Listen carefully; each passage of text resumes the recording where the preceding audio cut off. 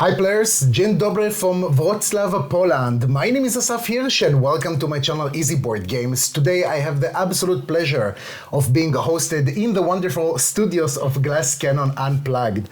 With me today, two very special guests. First of all, I have Adam, who is the head of marketing in Glass Cannon Unplugged, and also Kuba, who is the owner of Glass Cannon Unplugged. How are you doing, guys?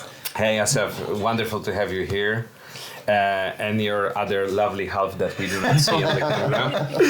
Thank you for having me, guys. I really appreciate it. And let me dive right in. We just basically finished Gen Con, right? Yeah. I think people can still see that you're exhausted from this intense weekend. And it's very true. Intense week, to be honest. Tell us a little bit, how was it? So, it was exhausting and fun. If you are there for work, then of course it will be exhausting, but if you are there for fun as a board game player, I believe it's the best board game convention out there for the players. It's freaking amazing. Okay. Tell us a little bit, Kuba. Obviously, you presented their Apex Legends, okay? But also you revealed a few things that are starting to become with the skin, yeah. Tell us a little bit. So Gen Con is besides Essen, the biggest place to reveal games, to showcase them. So every year we try to be a little bit bigger in terms of our presence there. This year we had the Apex Legends tournament. We had some nice prizes and winners. The guys who won, actually, fun fact, they only read the manual once. So wow, what? It was first game for them. Yeah, two guys from India, brains like... very smart guys. They could have calculated everything in advance. They got all-ins as a reward for winning the tournament. Nice. So besides that, we were demoing Don't Starve, that you can actually see here. I believe you just finished playing your session. And we also announced, we had a whole panel during Gen Con where we announced March of Empires, our collaboration with Gameloft. This is going to be an absolutely fresh design in our portfolio. Can't wait to reveal more, but we'll have to wait a little bit as we like to ease the tension bit by bit. We had a guest, our basically representative avatar in US, and the guy who's overseeing the creation of the entire line of Diablo, the role-playing game, Mr. Joe Lefavi from Genuine Entertainment. If you're a fan of role-playing games, you've probably seen a lot of his work, for example, Blade Runner, Dragon Prince, and a dozen others. So Joe was there with us talking about whom he managed to convince to work with us on Diablo the role-playing game. Both for the game mechanics and as writers. So I'm starstruck because I am a huge fan of Warhammer 40k, and he managed to get Graham McNeil as one of the writers. Which is a pretty huge deal. Also in terms of mechanics and scenarios, we'll have some really nice stars. So we will get to that part later. But if you would like to know more, there is a pre-launch of the Diablo RPG on Kickstarter. I'm going to attach a link down below. List that's why he's the head and I'm the mouth. So you can see the whole list of people involved in the project there, and these are only big names. Okay. Now, guys, just like you said, Kuba, I just finished playing actually quite a large part of Don't Starve the board game. For me personally, it's super special just because I'm a huge fan of this IP. I have maybe hundreds of hours with the PC game. So first of all, I gotta tell you that everything that I'm seeing over here and everything that I played feels very good, okay? Feels not only thematic, but it feels like you're really in the PC game, which for me, not because of you guys in general, every time that I'm touching like an IP, like something that was adapted from the PC into the board, I'm starting like as a skeptical, okay? Like I'm not sure how it is. It's very complicated to do something like that. But this was really such a pleasant experience. So, after this long monologue, I have a little bit of a question of what does it mean to actually take an IP, okay, that has such a huge base of fans and actually convert it to a board game? So let me begin by telling you that we had our oldest, in terms of how long he's been with us, designer on the team, Rafał Pieczyński, our own, who worked with us from the very beginning on Frostpunk.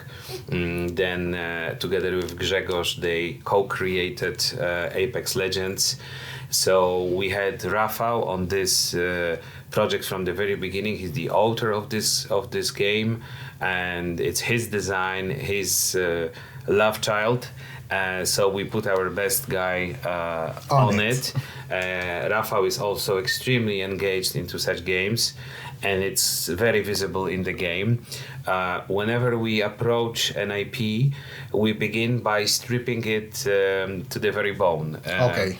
We analyze it bit by bit, taking the essence of the video game, of the IP, seeing what is most appealing to the original fan base. Right.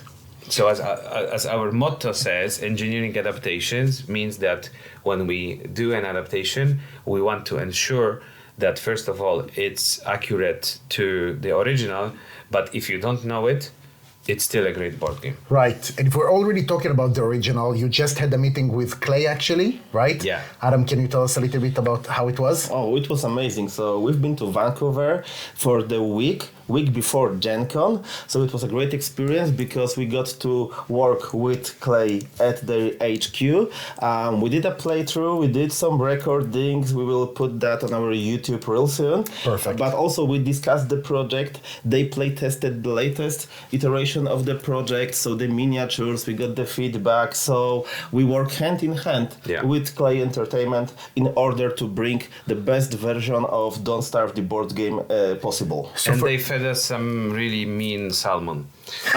Mean? No, the wild salmon was great. So basically, it's like working really hand in hand with the very people that created this IP to begin with. You know, with each game, with each company, it's a completely different story. When somebody asks us, you know, how is it working with IPs, I'm saying like, I cannot tell you in general because every game, every company is a different story.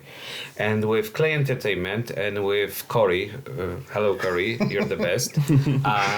It's an absolute pleasure because the way they approach it, the love that they have and the respect for their own work is extraordinary.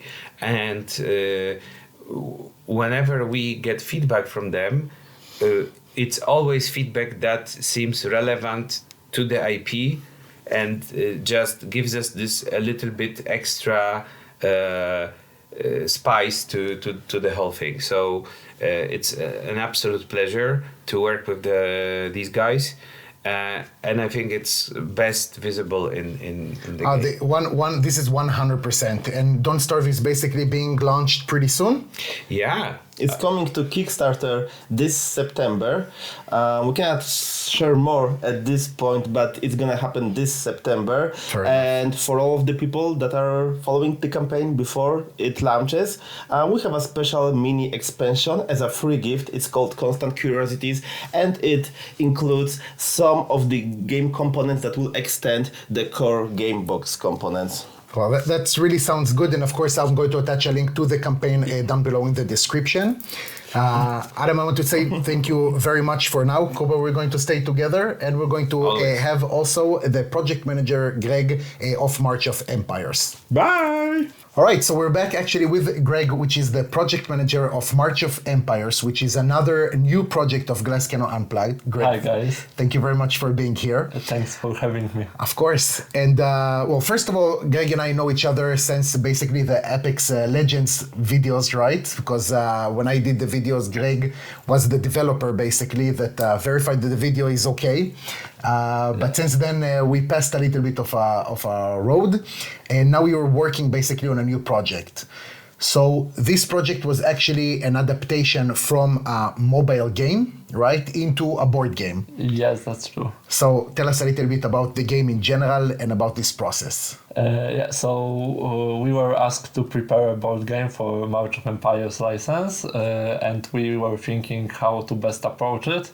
It started with a prototype we get from Maciej Stępień and Łukasz Włodarczyk, two really acknowledged designers, and we wanted to, to feel that real-time pressure inside the board game as well, because as you may know, the March of Empires game requires some fast decisions. Okay. And that's when they came with their RTS game, and it's unique in a way that it combines the hourglass mechanics that you use as your orders for building, constructing buildings, recruiting units, and getting different resources, with slower turn-based combat in which and in those breaks you can think about your next moves, what you want to do, how you will approach the combat, and then we go back to the real time. So if we're for those of us, because for example I didn't know March of Empires before, tell us in general what is this game all about. So in the March of Empires, the video game, the mobile game, you take a role of one of the 4 kingdoms, 4 factions that you can play with, and you expand your kingdom by building buildings in your castle, like the buildings that allow you to recruit units or produce resources that will allow you to expand even more. You upgrade your castle, you attack different people on the map, take control of different spots. And the combat is really nice also in the mobile game, because when you are sending an army, you choose a formation in which they will go to the target space. And you managed to adapt it into the board game itself? We have different kinds of units in the board game as well, and the type of units you bring to your combat matter, because they work like in a triangle. So cavalry is good against infantry, but weak against pikemen. So yeah, we have that. Now you worked, again, as I said before, as a developer from taking Apex Legends, of course, that is also a super well-known IP, that is a video game, but now it's a mobile game. Is there any kind of difference when you're trying to translate one to another, or it's basically the same type of general work? Basically, I think it's there are a lot of similarities between the two, because this is a game and the video game is also a game. Usually the mobile games are less complicated, so it's easier to learn them.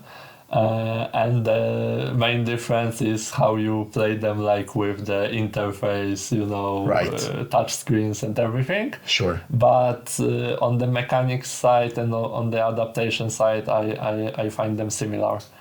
Okay, if I understood correctly, maybe because it's also a mobile game, so the playtime will be shorter than what we saw, for example, in Apex Legends or in general? Yeah. The game is quite simple once you learn the rules, and you can get to the game almost instantly with the pre-designed scenarios that teach you the game, over the course of few gameplays. Oh, that's cool. And the game itself, if you know what you are doing, may last about 30 minutes or something like that. Okay, which actually will give you more time to humiliate me when we're going to play next. After the humiliation that I suffered from in UKGE while playing Apex Legends, because I came with a lot of confidence and I got destroyed over there. Okay, so another project to expect to. Do we have a little bit of a very general timeline with the game when we're because I saw there's already a page for it, right? It's going to be on Kickstarter? Yes, it's going to be on the Kickstarter. It will be live next year in first quarter. Okay. We cannot share the exact date yet, but Sure. We will probably do that Okay. soon. Greg, thank you so much for being here. I really appreciate it. Thank you. Today I'm here with Glass Cannon Unplugged with the owner, Kuba. How are you doing, buddy? Hey, good to be here, and thank you for having me. The pleasure is absolutely mine. So just to give you a general idea of what's going on, okay? So I'm going to interview Kuba, but to give you a small background story, so we met pretty much in the last UKGE, right? Yeah. Which was love at first sight. Absolutely. Okay? At first sight, 100%. Not only do we look similar, but we felt this brotherhood From the of get-go. bearded guys in glasses. And all the time I thought to myself, like, his name is so familiar for me, but I just couldn't place exactly like where from. So fast forward about 2 months later, and I'm like, I know where this name is familiar for me. So I'm entering to BGG, I'm writing this war of mine, and I see your name as the co-designer, of course. And for me, it was like a special thing because this war of mine, and I'm sure that my viewers already know because I talked about this game a lot. So for me, it was just amazing because it's such a great board game, okay? And we'll talk about it soon enough. But that's like a little bit of a background. So in general, because this war of mine or other games that we're going to talk about a little bit later, there are basically IPs, right, that we took from the video game scenario and we translated them to an actual board game. So I want to ask you, what do you need to pay attention to when you're taking an IP and you want to bring it to the table? Because for sure it's a different work than just creating a different IP or just developing a different board game. What attention do you feel that you need to bring when you're doing this process? Okay, so I'll begin with a little bit of background on it. I come from the background of literature translation. I studied it and I practiced it for quite a while. And this is how I met Michał, who was at the time my mentor and became my really good friend, and with whom we created this War of Mine. And when studying, it was particularly interesting for me to see that literature, when translated from one language to another, must be filtered through the filter of culture, the target audience culture. Meaning that when we say something that's funny in English and we want to say it so it's funny for people in Poland, for example, we need to add, if we want this translation to be an adaptation, to be something good and trustworthy, we must add a little bit of target culture so that the Polish people will somehow resonate with the knowledge they have, with the text that was originally English.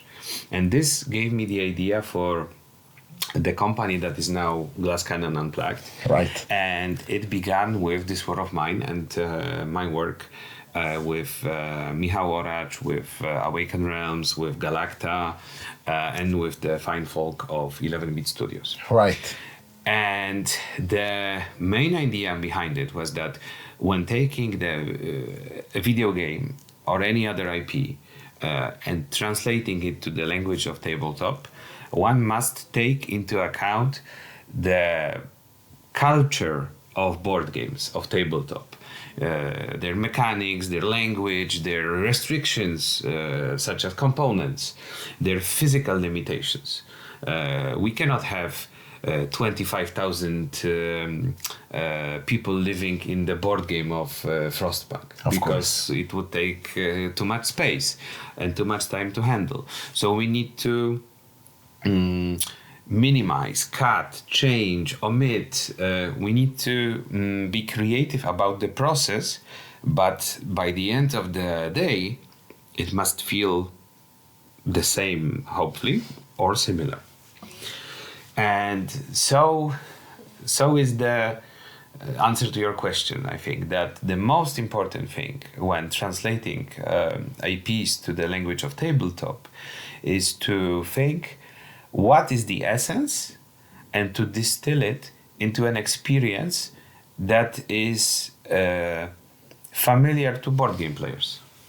And if we're talking about already a little bit, because we touched again this war of mine, one of the things, probably the thing that sucked me really into this game and made me appreciate it so much, even before I knew you, before I think this war of mine was relatively one of the first really board games that I played, really not a long time ago, the text in it. Okay, for me, it was, or it still is, very emotional. Brings a lot of different feelings when you're reading through the book of scripts. How do you know how far you can go, or how far you can push the text that you have in a board game in order to make it so emotional, but at the same time, you still want people to continue play it? I think it's to know how far you can push. It's something like with everything in a board game. It's a matter of testing and of own taste and knowing the limitations. For example, in this war of mine, we broke the fourth wall several times, but it was a conscious choice that had impact on the reader, and that was something we intended. Mm-hmm. We intended to evoke such emotions to those few people who will find that particular script, to know why we wanted them to discover something like this. Yes. So that's that. And regarding the writing, it's really nice to hear that you appreciate it. Obviously, I'm not the only writer who worked on this, but at the beginning it was me and Mucha, and we gave the bones and meat to this project together. And for me personally, it was a very peculiar time in my life. I was expecting my daughter to come to world, to be born, and this, at the same time this project was being born. Also, I quit my day job to pursue this project, this career. It was quite risky, and this accompanied me throughout years, hence the name of what finally became Glass Cannon. Right. Because it could have either been a great success or a great failure. Right. And that's something that accompanied me through years, this element of risk, push your luck mechanic in real life. And apparently I've pushed it far enough, but not too far. 100%. And if we're already talking about brutal surviving games, like life. 100%. Let's talk about another game. Let's talk a little bit about Frostpunk, which is another game that I talked about a lot on the channel, because I absolutely love it. And the writing there, even though the text there is much smaller, it's more on cards, you don't have a book of scripts, but still the text there gives a very unique flavor to the game. So from just a worker placement game, of course with surviving elements, when you're really not skipping the scripts themselves, you're having another layer. Does the fact that you worked on this war of mine help you in any kind of way to integrate also such powerful text into Frostpunk?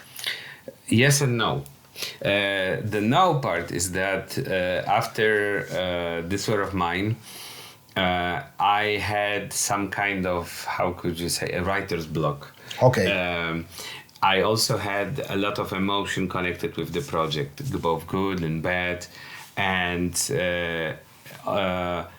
this war of mine, with the amount of additional reading, with what happened in my life, in other people engaged in the project lives, it bore a huge emotional load.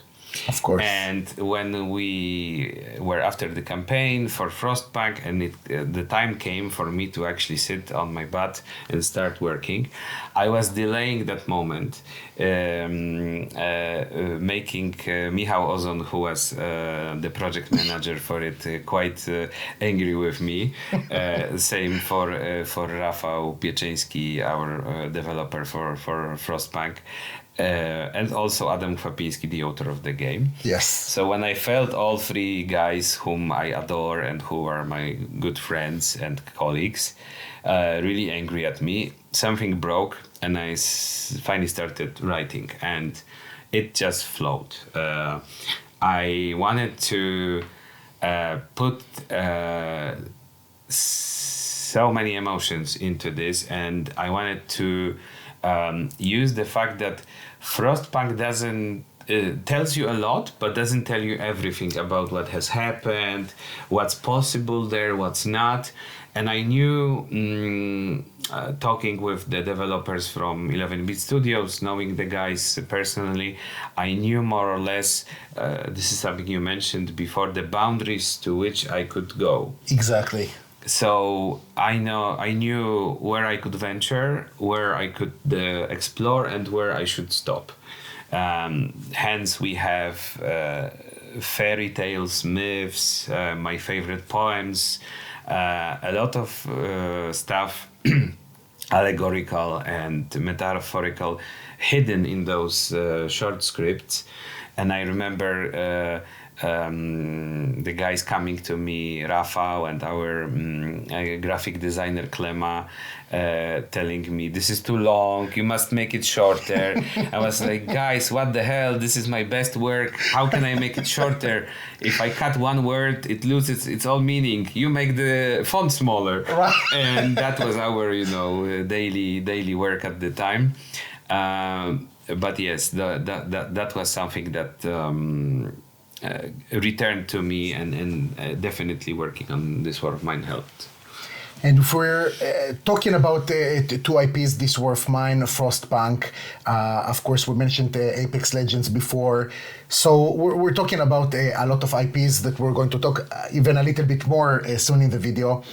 As the owner of Glass Cannon Unplugged, how does a company in general knows which IP they would like to translate into a board game? Like, how do you know, wow, this is it just because when you have something that is interesting? Is it when you think like, oh, this will be interesting on the table? Walk us through the decisions. So for each IP, each contract is a different story. Sometimes it was pure coincidence. Like I met someone. Okay. We started talking. It turned out there's a possibility, and I'm an opportunist. When I see a thread, I catch Just it, grab it and pull it until there's something at the end. With others, it was a deliberate decision, like for example, Blizzard or Clay, where we approached them, we wrote pitches, we created prototypes, and it took us years to get the license. So we had to prove ourselves that we were worthy of it, because right. Frostpunk was a great success, but we weren't the oldest company on the market, nor did we have millions to invest into minimal guarantees and so on. So we had to prove that we were worth their time. And each IP, each game we have is a completely different story. But in general, I think when something agreed with all of us, because you often see me on the videos, but the company grew. We started, there was like 3-4 of us at the beginning. Right. Now we're 30 people. And the company is like, I can be sometimes the hairy face of it, but it's a structure. It's a lot of people who have their own opinions, and we try to work as one unit. Yeah. Unit. So I think if something agreed with all of us and we felt the potential, that was when we decided to pursue it.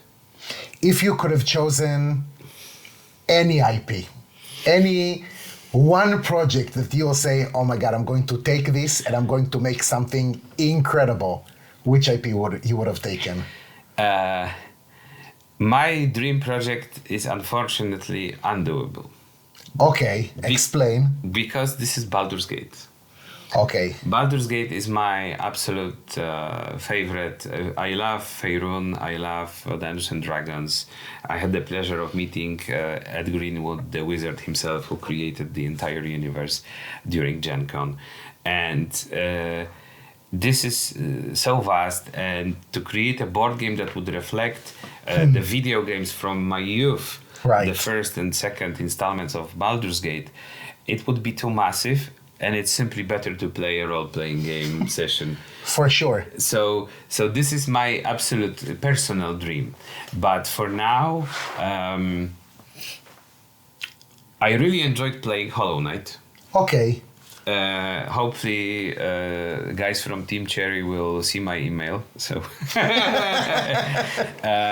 and hopefully nobody beat me to it, but yeah, this is something that we worked on. But also, I don't want to sound vain, but working on Don't Starve and Diablo especially, it's a dream by itself. Of course. It's a fulfillment of so many people's dreams that I remember Diablo was one of the first video games I've played. 100%. So this is absolutely something that's a legacy. And since the first time Kane said, stay a while and listen. Absolutely. And it's a privilege. So I think the rest is just, taking it over the top. Let's talk a little bit about the future of Glass Cannon Unplugged, okay? So we did a little bit before an interview, and we saw Adam and we saw Greg, and we talked about, of course, Don't Starve and March of Empires, and we also mentioned Diablo the tabletop RPG. Yeah. What does it mean for a company to do this switch from board games to actually role-playing games? Because this is a whole different domain that is can speak to an entirely different crowd, basically. Absolutely. How does a company make this shift? Of course, without abandoning the base of board games, but still continuing to break through a different direction.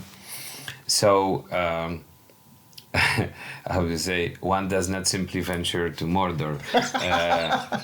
And the second thing would be, it's always it's necessary to gather the party before venturing forth. Right. We teamed up with for Diablo the role-playing game.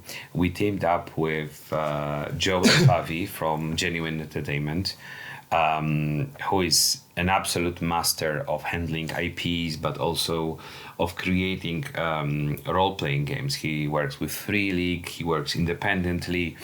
He's just orchestra man. He does it all. One-man show. One-man show. So he's basically leading the project and overseeing it on the production side, making sure that this is a great tabletop. And it's our privilege to learn from him, but also to be able to provide our unique perspective as designers, as creators, and as fans of Diablo, but under his tutelage, ensuring that everything stays as tabletop-y as possible. So we have some famous designers working with us. For example, John Harper, the guy who created Blades in the Dark, which is considered to be, one of the RPGs that provoked this shift from heavy mechanics to something lighter. And like with any game we approach, we had something in mind for Diablo that would reflect what is Diablo, meaning dynamic combat, munching through hordes of enemies, not fighting 5 goblins for 2 hours. Right. You just want to smash through them, so you reach the boss and then you have an epic battle. Same with randomly generated loot, with tons of dungeons. The essence of Diablo is something that we wanted to translate And with the help of an expert like Joe, we were able to do it. We also hired some great people from our industry, like Maciej Jesion, who worked for Asmodee Poland, and he was responsible for introducing D&D 5th edition into Poland. Nice. So he's working on our side, ensuring that everything is transmission smoothly, and also putting his unique input into the project. Do you feel that that also the people who are usually board gamers, do you feel that if someone is saying like, hey, I know Diablo, I used to play it a lot, I love the IP, that might be something that I would like to dive into, but I have no idea how to make this transition. Do you feel that it's something that that can be possible, that is something that is relatively easy? Do you think it's a completely different set of skills, let's call it like that?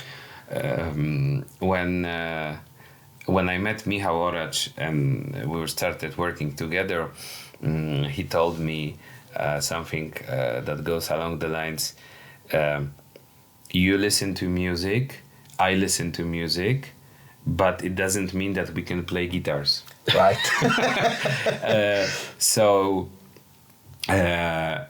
we all love board games. We all have unique approaches and unique tastes. Being a fan of something doesn't mean that you automatically know how to do stuff. For transitioning into from being a fan of something into development, and then from development into testing, and then from testing into iteration, it's a long it's a process. Tedious process. Yeah. And throughout all the games that we did as GCU and before as individual people, we've learned this in all manner of ways. But generally, for someone who this is the mission I was telling you about earlier, that when we make a board game, an adaptation that wants to be Diablo, right? We must be sure that when somebody approaches this game who is a fan of Diablo but has never played a board game, that this is going to be accessible for them. But also, the thing is, we cannot make it too easy, because then the board gamers will be bored. Right. I think with Don't Starve, actually, this is the best we've been to the golden middle so far. I agree. Like if I talk about all the games that I played from Glass Cannon and in general, so Frostpunk, I would say that it probably is a high price to pay if you're a beginner. Yeah. Okay, absolutely. so this is a game that pushes a little bit further down the road. Even Apex Legends, I mean, if you're familiar, of course, with tabletop miniature games, it's going to be easier. Right? Yeah, but if it's your first contact with skirmish games, you're gonna be, what? Like, what's going on there? But of course, even though the rule book and everything, but with Don't Starve, it's just like a smooth like entrance into it. You don't feel overwhelmed with rules, basic turns, and then just going along the game itself. So 100%. This is why this project was announced over a year ago, but is being kickstarted now. We took the year to take all the feedback into account, to perfect it, to make sure that this is the game that the fans of Don't Starve and the fans of board games were waiting for. Now, we're already talking about Diablo, okay? And I will not start explaining to you really how much I love the video game. I also know, because you released this information, that there's going to be a board game. Yes. And this is something that I'm sure a lot of people are waiting for, because again, board gamers are not necessarily going to go into the tabletop role-playing game, but still we want to see Diablo on the table. Now, I know it's still hush, a little bit vague. Is there something you can share with us, the slightest piece of information about the board game? So I can surely say that the board game will be a condensed, distilled experience of Diablo. That it will have dungeons that will be created and generated procedurally. That you will have amazing miniatures to represent all the enemies and heroes that you know and love. That we will approach it in the same way that we approach any other game and Diablo the role-playing game, meaning that we will want to reflect the dynamic combat, the possibilities of creating unique combos between different skills and classes, and to exploit the fact that you will play with multiple characters, that how can they support each other, how they can influence each other's powers. So this is something I can mention for now without going into much detail. Sure. But please stay a while and listen. It never gets old. It never gets old. Never gets old. And we will post and reveal information on our social media and through friendly content creators like yourself. Sure. As soon as we are able to. I want to go a little bit back into Apex Legends, okay? Because I know that a lot of people that are fans of the board game, of the video game, and on the Discord they say it a lot, are asking if there is going to be some continuity into this board game. Are we going to see some more expansions? Are we going to see a little bit more characters go into this game? So the game has been sort of delayed in terms of manufacturing and delivery to retail. Okay. We all know about tariffs. We all know what's happening in the logistics. So it didn't fully, it was delivered, but it didn't reach its retail potential yet. It's going to by the end of the year and the beginning of next one. Okay. And we want to see how the game is recognized by a wider audience. But like being received by the community of the gamers. For now, we're seeing really good reviews and really good reception. But this is just, the backers. So we're waiting how the retail is going to receive the game. And if there's interest in it, obviously we have quite a lot of stuff prepared. Kuba, before we're ending the interview, one last question. Should. If we're taking out Glass Cannon Unplugged, okay, so you don't have to feel like you need to be biased or something. Okay. Your top 3 board games that are not of Glass Cannon. Anyone who has worked on board game or any other game or project, at least for me, I will never say that our board games are my favorite because at a certain stage you need, some time to cool off. Sure. But my absolute top 3 would be Inish. Because the art, because the mechanics, because the lore of the Celtic world and histories and legends. I'm waiting for the new edition at S&P Cup. Yeah. Of course. This is my absolute beloved game. Second would be Twilight Imperium. Right. We play it with all my friends. We go to the mountains or somewhere just to stay away from others and focus for 12 hours on this game. And my third, that's a tricky question because the third place is always changing for me. But at the moment, I would say it's Heroes of. I always mix it up. Air, Land and Sea? Yes. Okay. By Gamelin Games. Yeah, so the huge 4X game. Yeah. Okay. I absolutely love it. It's pretty cool. It feels like Warcraft. 100%. And we love to play it. It's much faster than Twilight Imperium. And it leaves you with this sense of, I want more. 100%. Kuba, thank you so much for this interview. I really appreciate it. It's been a true pleasure. Guys, thank you so much for watching. I really appreciate it. I hope that you learned something new or saw something that you like. I'm going to leave in the description below links to everything that we've talked about, to all the project, to all the games, even to the BGG pages or whatever. Thank you for watching. Take care, and I'll see you next time.